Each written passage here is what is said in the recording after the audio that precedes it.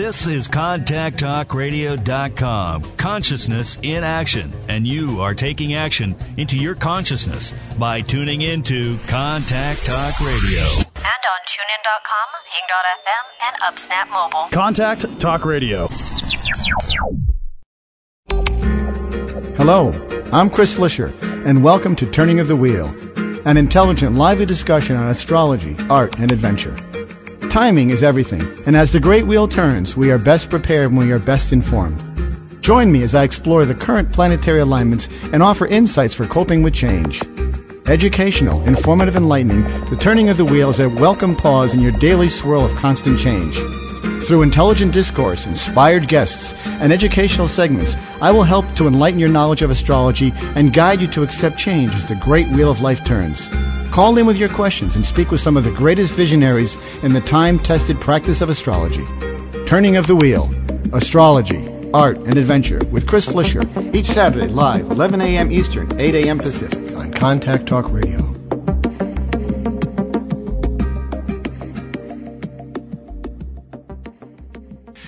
Good morning, everyone, and welcome to Turning of the Wheel. My name is Chris Flisher. This is a show about astrology, art, and spiritual adventure. And as we come to the close of this great year, 2011, it's my great honor to have one of my old friends on, Mann, who's a fantastically well-known astrologer, artist, author, and architect. He is currently the author of Sacred Landscapes by Lynn Davis, which is a book documenting some famous places around the globe that are just known for their immense spirituality and the way they resonate with the universe as well as the world. There are very profound places in the world, and he has done a fantastic job of documenting them through his knowledge of astrology and all of the esoteric arts. And he's joining me today for this final show of the year, and we're going to be talking about what we're going to be expecting coming up in the year 2012. We are sort of at the precipice of an enormously powerful time and a shift in human consciousness, as well as the actual physical body of the Earth. We've got amazing aspects coming up in this year, but one of the more significant ones is the entry of Neptune into Pisces, which happens on February 4th, which is the Chinese New Year as well, and it's also, when you take that number 2 for 2012, it does come reduced down to a master number of 11. So it's the most ominous day, auspicious day, I think, and it's my great honor to have Mann on with me today to discuss this topic. Welcome to Turning of the Wheel, Tad. Welcome. So what do you see? I mean, we have quite a bit of activity coming up. This coming year is really, when you look at the astrology charts, it's populated with all kinds of activity. What do you see? That's definitely true. One of the big issues that I've found, because, and a lot of the listeners out there probably don't know this, but the outer planets, Uranus, Neptune, and Pluto, move very slowly. And as a result, they have much more to do with collective influences than individual ones. Although, of course, what happens in the collective affects us as individuals and vice versa. But it's very, very rare. I mean, it's an event when any one of those actually change sign. From Neptune having been in Aquarius for the last 15 years, essentially, and now then moving into Pisces on April 4th, which it rules. But also Uranus has recently changed signs from having been in Pisces for 7 years and now in the first degree or 2 or 3 or 4 of Aries. And Pluto has changed signs as well over the last 2 years. And because these outer planets are so far away, they apparently go backwards at certain stages of the year. And because they're in the same sector of the zodiac, Capricorn, Aquarius, Pisces, actually they're all within 60 degrees of each other. What it means is that they all go retrograde around the same time. So from around March and April until September, October, they all go backwards. Mm-hmm. Right. And they're all now starting to go forward. And this is an opportunity for us, because when things go backward, it often means it's referencing something that's happened already. It's about having to fix already existing situations in some way. And because this is so rare, it's really affecting everyone on a major level, and you can see the impact of this in the Arab Spring in the Arab world, where dictators that have been in power for 15, 20, 30 years are now being ousted. Likewise, there's a huge shift happening in the U.S. as well, which is political on many levels, but also it's a kind of economic crisis also. And Russia too. Russia as well. Yeah. I mean, the point is that when these outer planets change signs, because both Uranus and Pluto represent dramatic change in society, Neptune is another issue altogether, which we'll talk about in a minute, but because Uranus and Pluto both represent major change, and because they're very close together, as you said, they're going to be in square to each other on June 24th this year for the first time. And their little dance together, which is going to take almost 2 years. If people think things are strange and difficult now, then everyone's saying that when that begins to happen, it's going to be a ramping up of the issues that are existing right now, and it'll reach a point where the typical action of Uranus is new technologies. First of all, have been a major part of these revolutions. The fact that communication exists, and indeed there are movements in the U.S. now to shut that channel down a little bit. Yeah, I know, unbelievable. As there's been in other countries. Mm-hmm. That is going to provoke a very strong Uranian reaction, and Pluto represents a very interesting principle because it affects people in their lives as well in very profound ways when Pluto transits particular positions. I've just had Pluto squaring my moon, which has not been nice at all. I can imagine. Yeah, especially the square. The square is always where you feel that intensity, I think. Yeah, and just for those of you out there, the way Pluto square works is that if you try to internalize it, or if you try to pretend that it's not really there, then the changes that come into effect are outside of your control. And literally, when I had a Pluto on my ascendant some years ago in the late 90s, a lot of catastrophic things were happening around me and in me. And in a way, it's interesting because Pluto was the god of the underworld. So when you have a major Pluto transit, you feel invisible. And I think it's fascinating, given like the Occupy Wall Street movement, that there's no apparent leadership. There's no one's in front of it, no one's ahead of it, and that implies to me that it's Pluto. Yeah, and yet it's bubbling there. You can feel the energy. You can feel this ominous sense of transformation happening, especially as we emerge into a very complicated and scandal-ridden political landscape with the elections coming up. This is a profound time for this to be happening. Oh, absolutely. Well, the point I'm making is that, if there's a part of America that's pretending it doesn't exist, and that is really not a major thing. But the nature of Pluto is to go underground, which it's doing right now, as a matter of fact. It's like they're a lot less visible, but that doesn't mean they're any less powerful, because they're going to make a push, which will start presumably again next spring and so on. And I can understand people don't want to camp out in the northern cities when it's 5 below zero. But I think it's going to break through at some point, and when it does, it's going to have a major, major change. Yeah, I think we've had a sneak preview, really, of what's to come. I think that the validity of the people and the volatility of what they're feeling is going to become far more so. They're going to become much more visceral in their actions with regard to the revolution that's unfolding here. Yeah, it's very, very powerful stuff. I mean, just before we talk more about Neptune, but I'm just looking here at the horoscope for the new year, which is just coming up, and it's really quite a strong horoscope, because we've got Mars involved there too. Yeah, well, the sun almost always is around 10 degrees of Capricorn on the first of the year, and it happens now, of course, that Pluto's around 7 degrees, and the moon's at 9 degrees. And Uranus is at 0 degrees, and the ascendant is 11 degrees Libra. So it's like there's an amazing T-square happening even in the New Year chart, which really presages for the year 2012 a lot of radical change. And almost every planet is below the horizon, apart from Jupiter's in the 7th house and Mars is in the 12th. But there's nothing near the top of the horoscope, and what that shows, to those of you who don't know that much about astrology, is that it's almost as though this whole change is being directed from below. It's being directed by the people. Mm-hmm. Orchestrated, Yeah, that's very, very interesting because it isn't like one charismatic leader taking control, but rather it's a kind of group will manifesting itself, which is always scary. I think the group will is a very important piece because I think that's sort of the same tenor that we see with the Neptune entering in Pisces. It really is more of a collective subconscious motion than it is, any single leader. Yeah. That's what I'm saying, and it with all the planets below the horizon, or most of them, 8 of the 10 on the moment of New Year. What it shows really, the lower half of the horoscope is more unconscious, it's more subjective.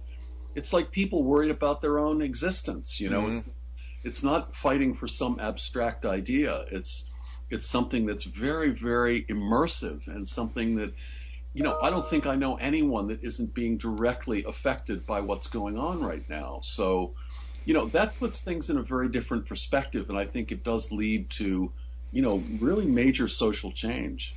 Yeah, I think social change is really the word, and I think it's overdue. We sort of reached a crescendo with the banking industry and the collapse of the real estate market. People are really beginning to feel this. What drove the biggest revolutions in the past, like in, say, Vietnam, for example, when things got really stirred up, was when it affected people individually. Because if they saw their sons and daughters going off to get, to the jungles of Vietnam, and it affected them personally, then they got mad. This same crisis affects people personally when they're losing their houses and their jobs. When they get mad and angry and they feel it personally, then they do respond. That's absolutely right. It's and another astrological principle, which you're well aware of, is that these changes going on, especially in the early degrees of Capricorn, which is a cardinal sign, and Aries, which is a cardinal sign, and Neptune about to go into Pisces, which is a mutable sign, but the way it affects individuals has to do with where these outer planet influences happen in your own individual horoscope. So you've got to run right down to see Chris or to see me to find out exactly how it's going to affect you and the timing of it, because these things can be timed. But I can speak from experience because I was born during the Second World War, and my father died before I was born. So not only was it a very powerful experience, and a lot of young men in the U.S. military were lost in that exercise, and I've thought about that a lot when the Iraq War kind of wound down this week, that of course for some people it affects you profoundly. Your life is never the same again. And I think we're approaching one of those times where it's not just an upheaval, it's not just a blip on the chart, but rather it's something that affects people on a very, very deep level, and it's not going to go away so quickly. Yeah, and it's interesting that you mentioned the Iraq War, because I can't really remember in my limited range of anything being so quietly determined. In other words, there was a day they said, this day the war is over. It's always been a slow petering out of of efforts, but they sort of have gone about their way to make it very noticeable that this is the day. The line is being drawn in the sand, and therefore there is no more war. And that in itself is pretty remarkable, because it hasn't really happened like that in the past. I mean, there have been treaties and stuff, but think of Vietnam. Yeah. Vietnam, when the last helicopter gunship left the top of the U.S. Embassy, I know, clinging on it, and that whole situation was like infinitely more dramatic. But it's like you really, I mean, you wonder, that war started in a very similar way, actually. The Iraq one, it was like literally from one day to the next, as though they'd been planning to do it, and it looked very much like they were. Yeah, I think they were, and that's unfortunate, because we spent an awful lot of money there, and time and life, and I feel for the people who were there all that time. It's an unmitigated catastrophe, and also the fact that the amount of money spent in Iraq could have changed the infrastructure of our whole country, and it could have really profoundly changed things. But of course, people in government don't think that way. And it probably would have had residual effect across the entire planet. I mean, because the United States economy is one of the cornerstones of the global economy, if not the cornerstone, and all the money that's been gone and spent on that, which has now put us into this state, is the driving factor behind much of the revolution. So these large, like you mentioned, these mundane planets, the Uranus, Neptune, and Pluto, really do cast a very long shadow with regard to the types of events and how they manifest themselves. And I think that The analogy I always use for Pluto is having your kitchen remodeled. It's sort of like tearing everything down and you're unable to move while you're going through that. But when you're done, it does tend to bring a gift, don't you think, at the end? Well, yeah, it's I mean, Pluto at one level, quite literally, is death and rebirth, meaning that in order for a really powerful change to happen, the existing structures need to break down, or indeed, on that more passive level that I mentioned before, it's like, those structures get broken down.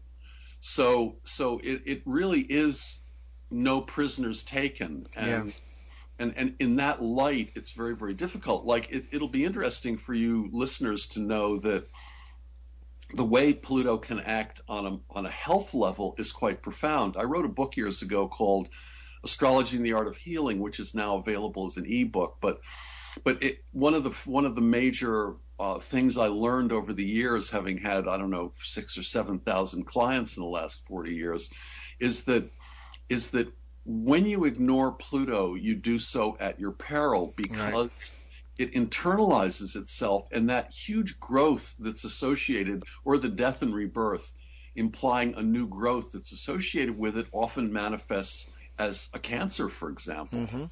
And very often people come down with critical illnesses at times when major Pluto hits happen, especially if there's no outer form. It's like, if it's hitting your ascendant, which is your body, but also your environment, people often feel a great need or compulsion to move from one place to another. And that meets the influence. That's an outer adjustment that makes major changes, and it really does express it in some outer way. Otherwise, it happens in ways that we tend to not like. So, yeah, I've always mentioned that to people, my clients as well. Is I said, don't ignore Pluto. You're better off, falling into the net. Take me away, Pluto, kind of thing, and see what happens, because it really is. It's way too powerful to ignore, and it does have a subtle way of sneaking up on you, and it really is. It can leave you and rent you quite asunder. It can really do damage if you're not watching it. So it's mindful to be aware of it, I think, is what it comes down to. People really need to know where Pluto is transiting in their chart so they can be prepared. That's right. And also, most of Pluto's ways are not very subtle also. Pretty major stuff. Getting on to Neptune, of course, Neptune is really a curious bird, and in many ways, and thanks to my friend Adrian Duncan, who's a Welsh, listen to this one. He's a Welsh astrologer who lived in Denmark for about 25 years and now is living in India. And, he wrote an interesting piece on Neptune and Pisces, but because he's also a very interesting historian and has great ideas, I thank him for some of this information. But, Neptune was discovered in 1846, and since it takes 165 years to go around the sun, that's Neptune's cycle, about 15 years in each sign, it means that it's only recently returned to the position it was at its discovery, right, which is the last few degrees of Aquarius. So the idea is that Neptune is making essentially its first return since it was discovered. And therefore, it means the first opportunity we've had to see an entire cycle, and we can go back to what was going on in the late 1840s and see what was going on to see whether it actually resonates with what's happening today. Well, one of the things was in 1848, Karl Marx and Engels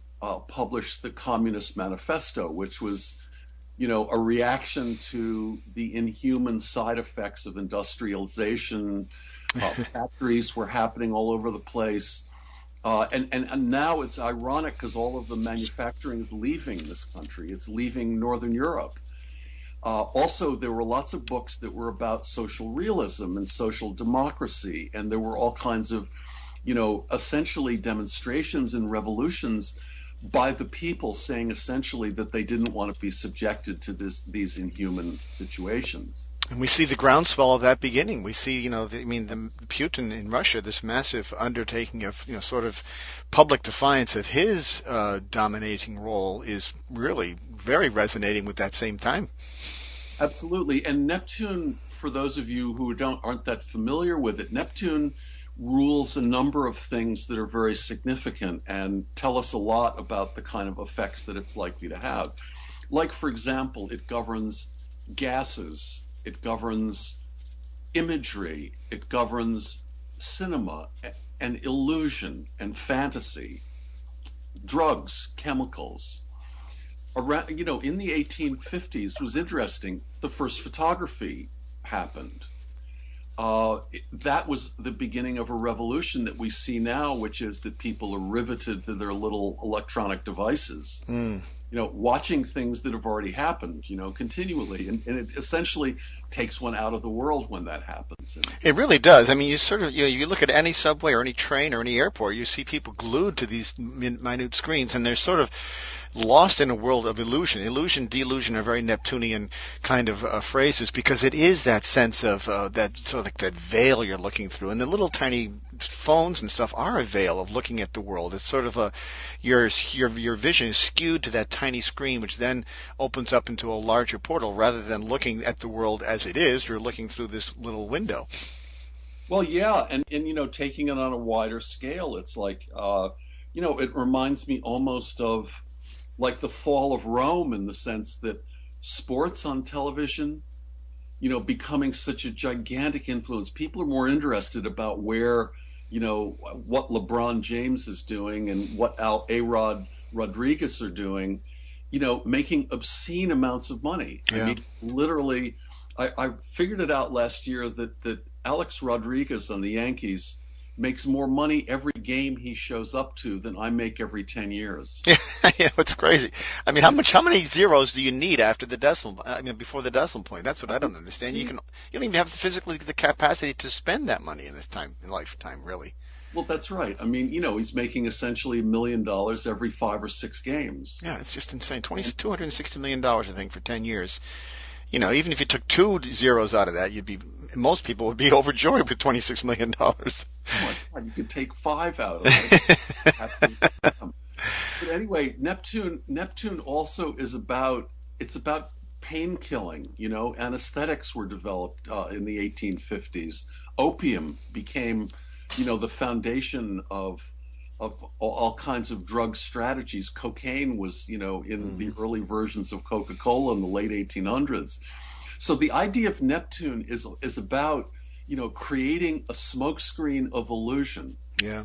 Which can often lead to a dramatic misreading of what's actually going on. And the way this manifests individually, I think, is fascinating, because once again, it's like when you do astrology on a regular basis, as Chris and I have done for a long time, you really begin to discover not just what it means in an absolute way, but also how it really comes into being on a day-to-day, week-to-week, month-to-month basis. And what I discover is, for example, if someone's ill, I immediately look to see what kind of effect Neptune in the sky is actually having on that person's horoscope, because the sun is your vitality, the moon is your feelings, the ascendant's your body. If Neptune's around any of those 3 positions, you're very likely to be misdiagnosed. Oh, yeah. Right. So Neptune often is a kind of analysis. And again, this is very much exaggerated, because nowadays, with medical insurance and doctors being wary of malpractice and things of this sort, in my experience, even with major illnesses, they're extremely reluctant to really make statements that mean anything to you. Yeah, there's a certain hesitation there. They'll say something, they'll hesitate, they'll beat around the bush, they'll even give misleading information simply to eliminate any potential risk on their part. So what happens is that we don't really get a kind of real, I would like to know what's really happening if something goes wrong with me. And when Neptune occurs like this, look at this as a metaphor of what's going on politically or economically. I mean, who really knows? Who really knows how the financial markets work? I mean, I've read a lot recently about the background of the Federal Reserve and the World Bank, neither of which are connected to the U.S. government. They're essentially independent institutions that are affecting every one of us. And it's really powerful when Neptune goes into Pisces, I have a feeling like WikiLeaks, for example. Yeah. Which to me, it really reached its prime, or it became noticed around the time Neptune first went into Pisces, because it's taken almost 2 years to move in for good. And it's interesting because a lot of Neptune is about secret. Actually, Pisces is about secrets. Yeah, it's fascinating because he came out with quite a luster at the beginning and exposed quite a bit and sort of taunted us with the idea that he has a great deal more. And I do believe he does have more. I think he's just being sort of, stuffed into a corner someplace and being held quiet. I think when he opens up again, Julian Assange, he's going to come forth with quite a bit of activity. We're talking today with my good friend Tad Mann. He's an astrologer, an author, an artist, an architect, a fascinating individual who has been studying astrology for years, and we're discussing the topic of Neptune entering into Pisces, which is a major ingress of a planet into a new sign, which has not happened in our lifetime. It's been 164, 165 years since Neptune's been there. We've never seen it before. Very, very old. Yeah. And so we're going to take a quick pause here, and we should be back in about 2.5 minutes, and we're going to continue with this interesting topic because what we have coming forward in this next couple of years is going to be quite profound. So just hang in there, and we'll be right back.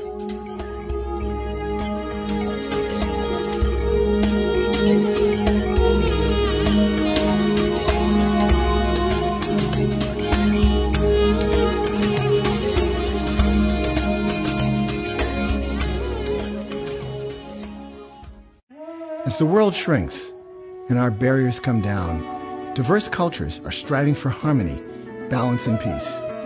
To ease the transition, we need to expand with color, light, and tolerance. Now, you can become a global citizen and embrace the color and clear spirit with the divine artwork of the mandala. Mandalas are a timeless artistic offering for creating unity, harmony, and peace.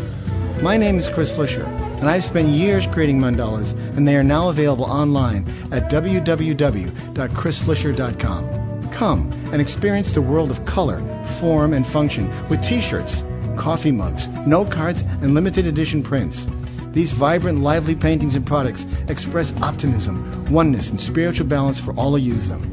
At www.chrisflisher.com. www.chrisflisher.com. And enter a world of possibility and color.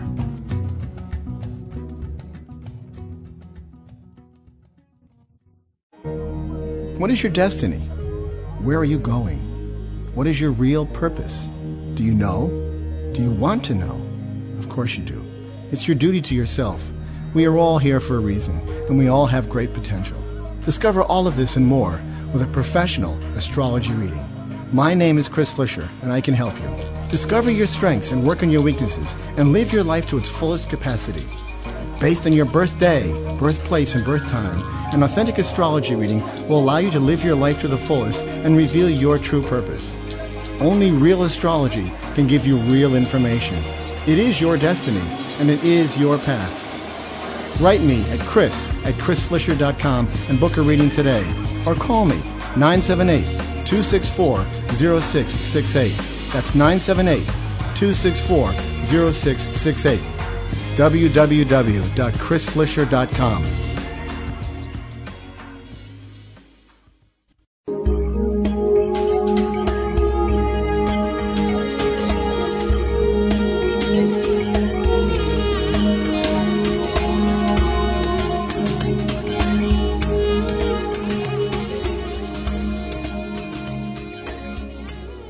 Okay, welcome back to Turning of the Wheel. My name is Chris Flisher.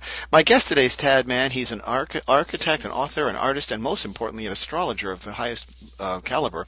And we're talking today about some significant events that are going to be coming forth as we come to a close of 2011, and we look forward to 2012. There's been an awful lot of press coverage, an awful lot of hoopla about the year 2012 and the end of the Mayan calendar and all the other gobbledygook we've heard. But when we stop and look at the astrology chart, as Tad and I have done for years, we can actually see activity that signals some sort of, a necessary, indicators that things are really changing. When we see the squares are when two planets in the sky reach a 90-degree angle or anything like that. And it's the applying pressure as those planets get closer to the exactitude of that 90 degrees that we start to feel the pressure. And we are currently looking at that chart and witnessing it, and we see a lot of activity. But the most primary thing that I want to talk about today is this ingress motion of Neptune into Pisces, which is, profound. When we look back to when it first happened in 1848, something around there, 1847, around there, middle to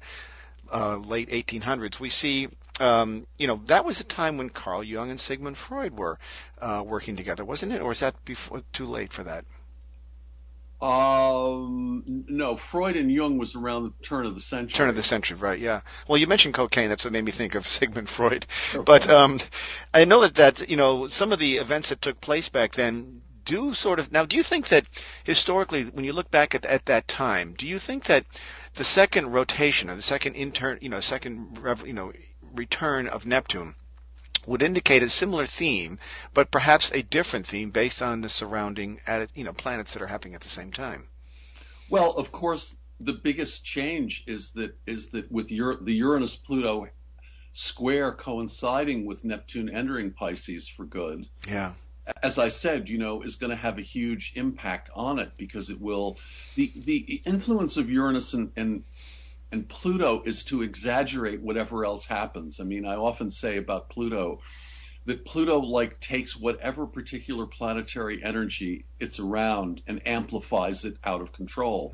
Like Pluto happening to your Venus indicates people that become obsessed with love or with sex, or Pluto hitting Saturn means that you feel extraordinarily trapped and constricted. So the idea is that it will exaggerate all of the influences of Neptune, and it's interesting because Neptune is primarily about idealism.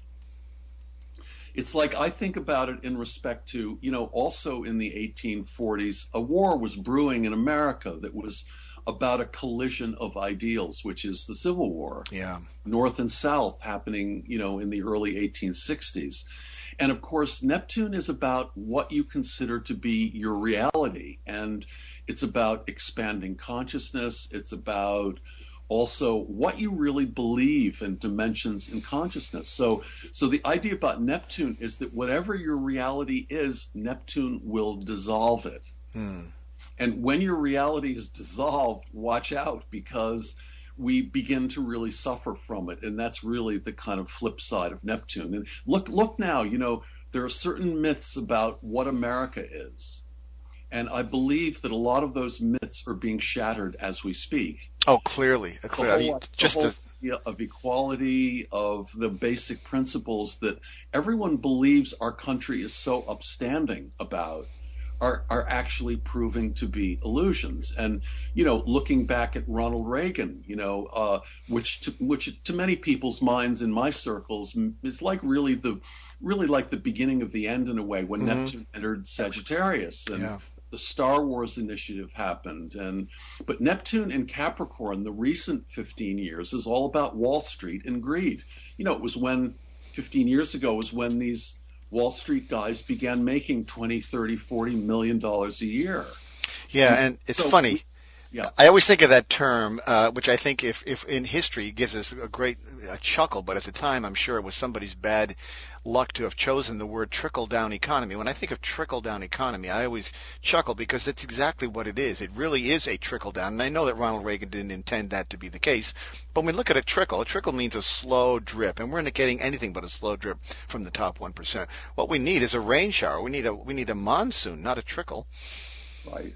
Well, I think maybe Reagan did intend it to be a trickle. I think that's the whole point.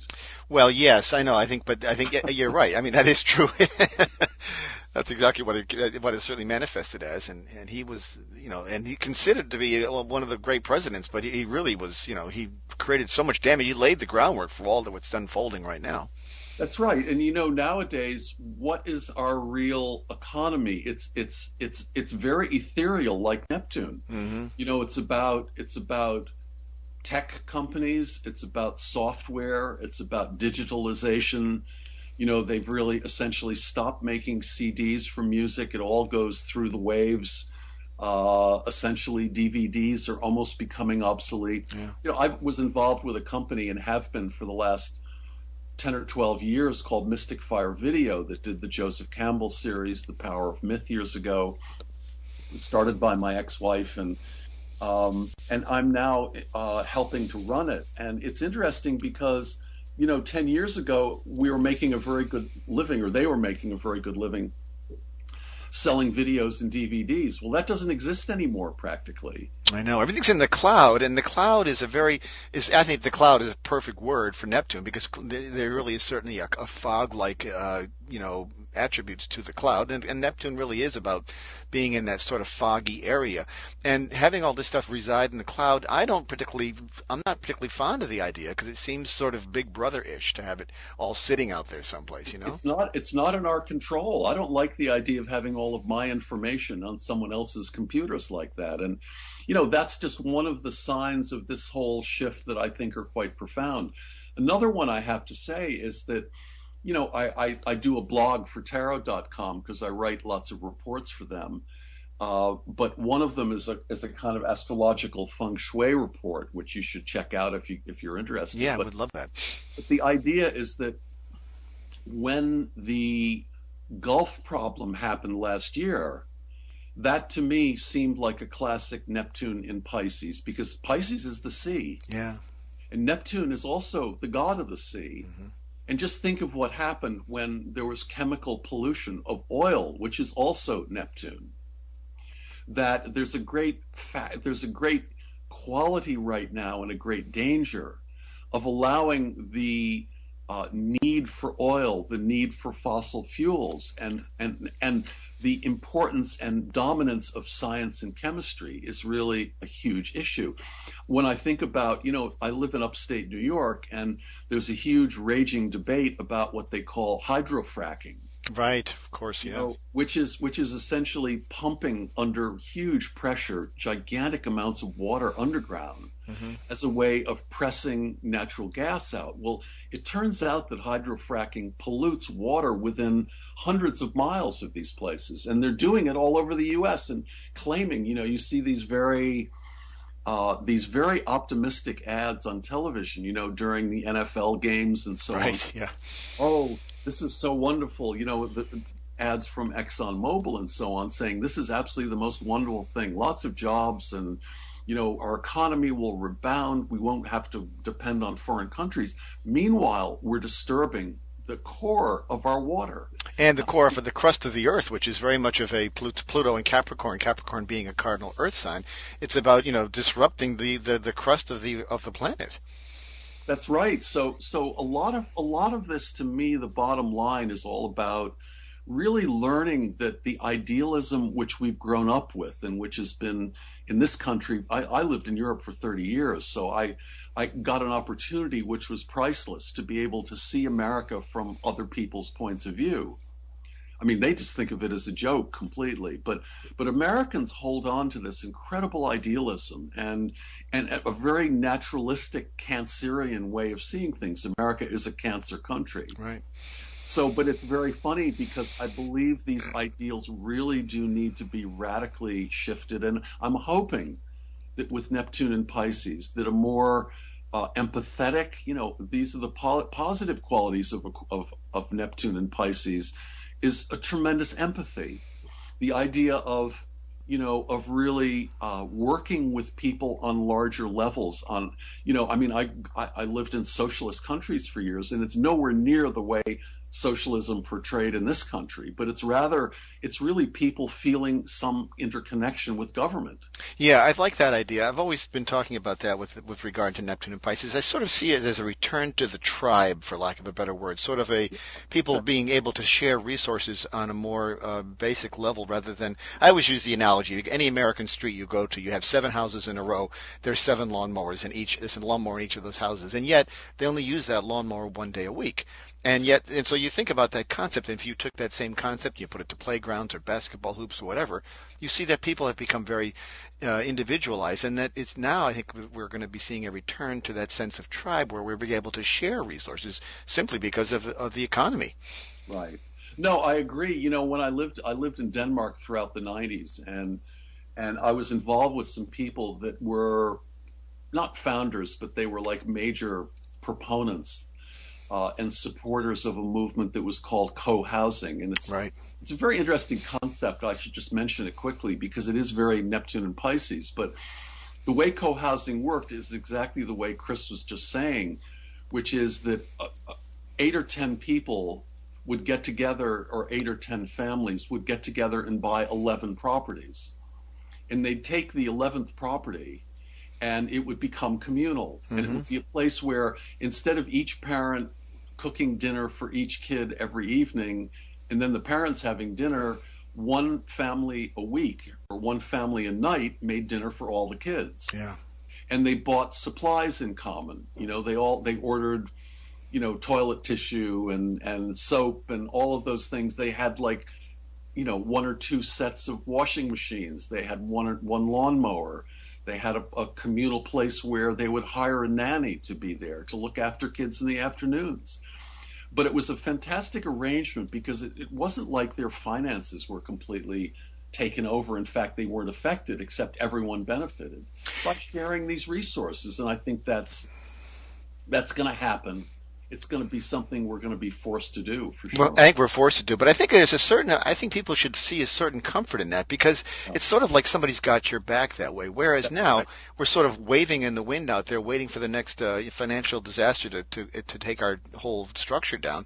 But if you're in an environment like that, you've got a collective resources where if you do fall down, someone can help pick you up, and I think that's comforting, especially for as we age, the baby boom generation aging. I look forward to those times when I can maybe gather, and there's a great human connection piece that goes with it too. Sort of being around people and talking and being engaged and mentally stimulated is a good thing, as opposed to being looking through a little tiny screen someplace. Right. Well, yeah, absolutely. And another whole effect of Neptune and Pisces is all about food prices and about the availability of water and food, and not only that, of course, global warming, because these are all very subtle changes that happen over long periods of time. Until I'm sitting here today, it's the middle of December, and it's 50 degrees outside. Yeah, that's unusual, very unusual. There's something radically strange happening, and it'll be curious to see how that kind of shakes down. But I think it's affecting crops worldwide. It's like there have been droughts and fires all over the world. There have been major flooding, environmental disasters. Not only Fukushima, but a number of other places, many areas of the U.S. It's like, again, as Adrian notes, back in the late 1840s, there was a famine in Europe, and 2 millions of immigrants arrived in New York City, most of them being Irish. The potato famine happened then. So Neptune and Pisces can also be shortages, and people are going to go to harvesting the sea, and we may well find problems with fish. And I think we will, given the fact that the earthquake in Japan, which happened back on March 11th, which was the day that Uranus entered into Aries, ironically, which perhaps is no irony. Now, the amount of plutonium that's leaking into the oceans from those power plants is a very, that's a Pluto and Capricorn. I mean, that's the Earth and Pluto. Okay. It is, and it's like a lot of this translates into people, in a way, doubting the wisdom of the people that lead them, and that is very, very understandable. And I think our leadership has lacked foresight in such an extreme degree that, claiming that they know exactly what's going on and that they're really connecting to these things, and yet it's very, very clear from the policies that it's about representing the people who are the 1%. Yeah. I think that 99%, 1% is also a very kind of Neptunian phenomenon in a way. And I think Neptune is something that really is pretty drastic in terms of how it works, and especially, on Russia, China, and the U.S. There have even been the really beginnings of a kind of revolution in China as well. I think that it's not surprising that when Neptune entered Capricorn, the Iron Curtain was torn down, the Berlin Wall fell, and a lot of these major changes really happened. And it's very, very interesting, that Neptune in Pisces brings a need for something deeper, something beyond, almost a spiritual content, a spiritual way of being in the world. And, I begin to see that people I know who I consider to be psychically sensitive, their sensitivities are being amped up. They're taking in a lot more than usual. They're seeing things in a way that they never felt like they saw them before. And it's become really a kind of major issue. It's fascinating. Yeah, and there seems to be, we often hear the word transparency being used these days as a form of, sort of getting to the truth, which would be, I think, certainly would be a Uranus and Aries kind of quest, if nothing else.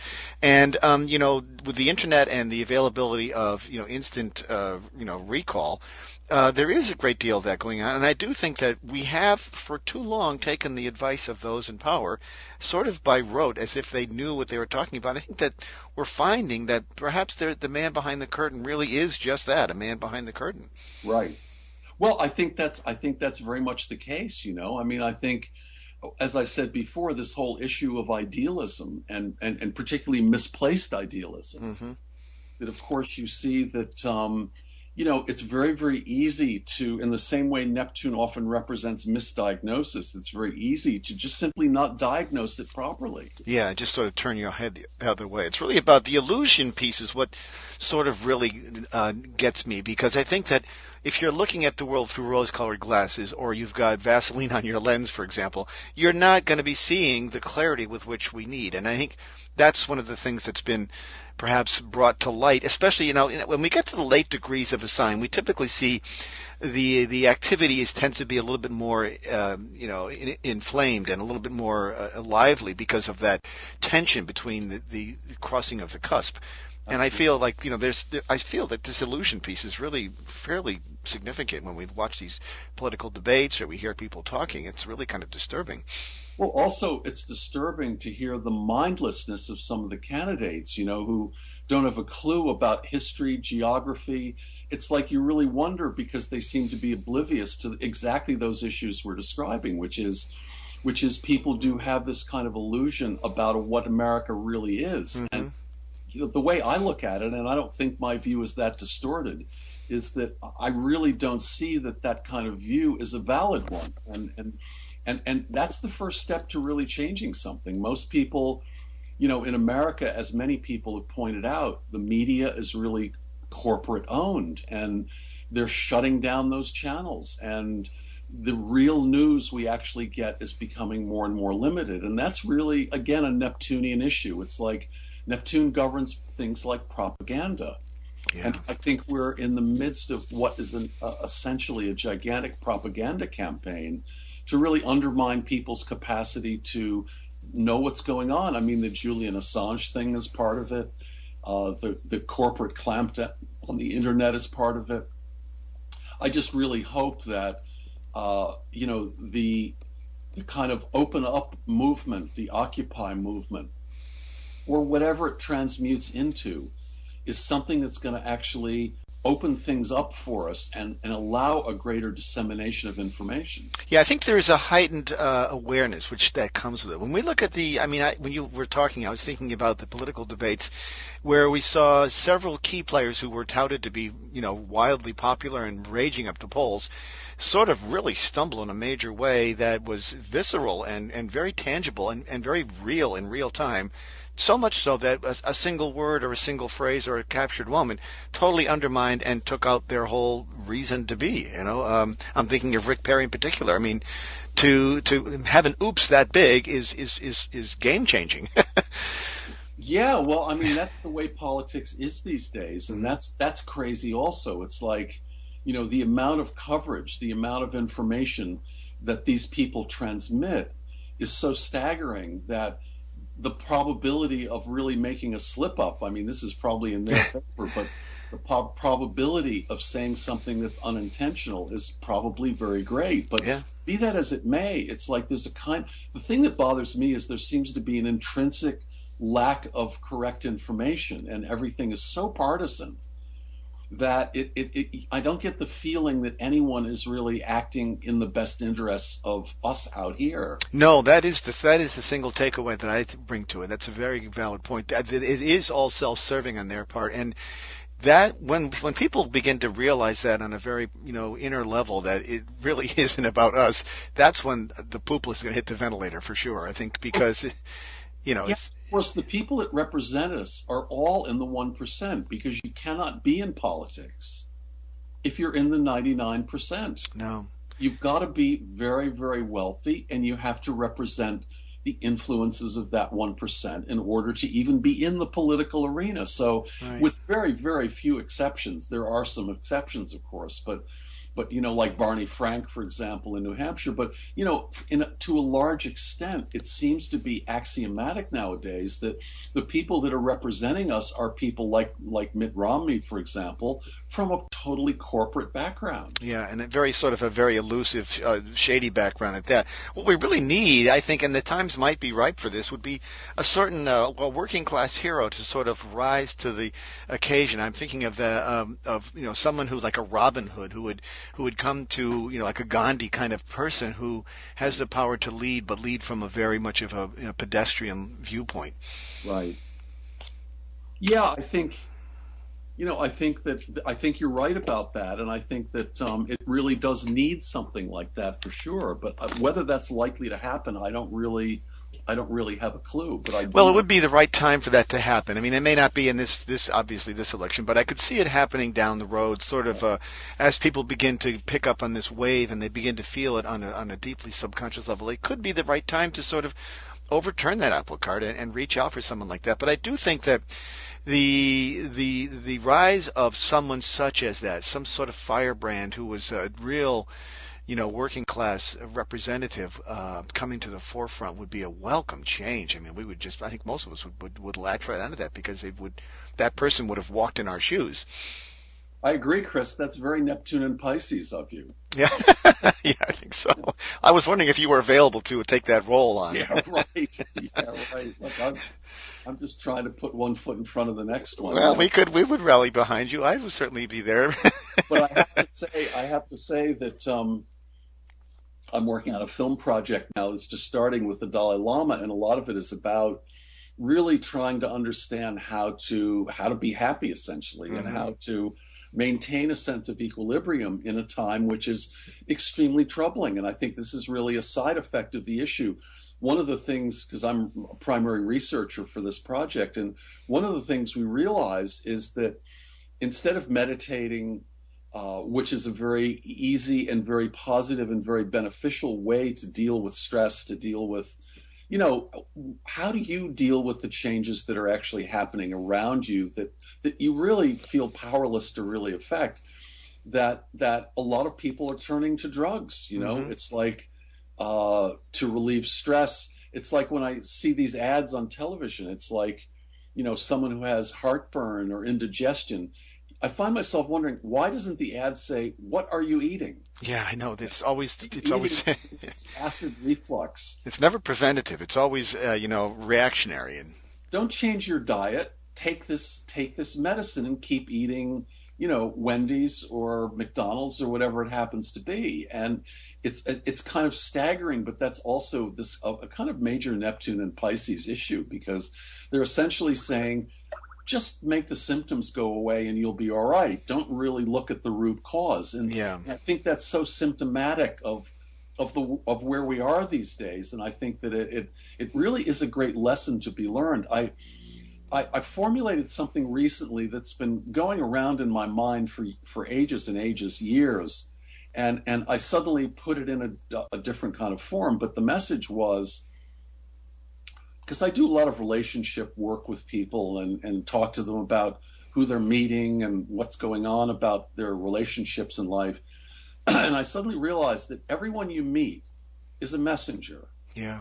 And the reason they come into your life is that they're bringing you the possibility of seeing something about yourself that you haven't, for whatever reason, been able to see so far. So when people come into your life, whether you love them or like them or aren't looking for a new relationship, realize that they are a messenger and try to discover what that message is. What are they saying about you? Like for example, if someone incredibly angry comes into your world, it's telling you something about an anger that you're not communicating and expressing. That's a great way to sort of summarize what we've been talking about. We're out of time, unfortunately, but that really does encapsulate what we're on the brink of. And I think it's been interesting. I'd love to get you back on. This is a huge topic, and we could talk for hours about it because it is so momentous. But I think it's going to be great to observe the times coming forward. My guest today has been Tad Mann. His website is atmann with two N's, atmann.net. He's an author, an artist, an astrologer, an architect. Phenomenal. Do a Google on him. You'll find a wealth of information out there. And I'm so pleased to hear about your project, Tad. Thank you so much for being on the show today. It's been great always to talk to you. Thanks, Chris. Yeah, thank you. See you all next week, and Happy New Year. You've been listening to Turning of the Wheel with your host, Chris Flisher. To schedule a reading with me or to order artwork, you may visit my website at www.chrisflisher.com. That's www.chrisflisher.com. Or email me, and you can call me at 978-264-0668. Thank you. And as always, be open to possibilities.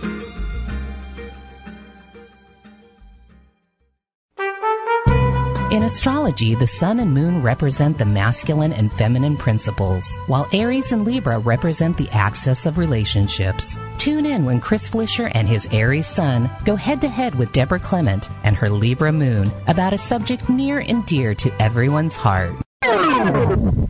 Relationships. Will the ram run roughshod over a weltering Libra moon, or will the moon's sweet powers of persuasion stop the Aries beast in his tracks? To find out, tune in to a very special presentation of He Says, She Says Astrology with Chris Flisher and Deborah Clement on Turning of the Wheel at 8 a.m. Pacific, 11 a.m. Eastern, right here on Contact Talk Radio.